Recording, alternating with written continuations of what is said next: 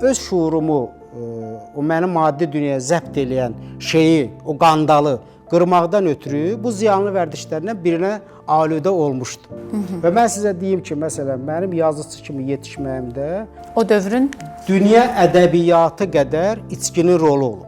Məsələn, mən heç vaxt baxmayaraq ki, ölüm ayağına düşdüm, qaraciyərim 98% iflas olmuşdu, amma qayıtdım. Məsələn, mənim dindar dostlarım deyirlər ki, Allah inanmadığın Allah səni həyata qaytardı. Həkim, məni xilas edən həkim tamam başqa tibbi bir izah verdi buna, amma nə hadisə baş verdisə mən ölmədim, qayıtdım. Amma bununla belə mən düşünürəm ki, insan, yaradıcı insan öz təhdər şuuru ilə şuuru arasındakı o səddi yarmaqdan ötürü, onu qırmaqdan ötürü mütləq bir əməl törətməlidir.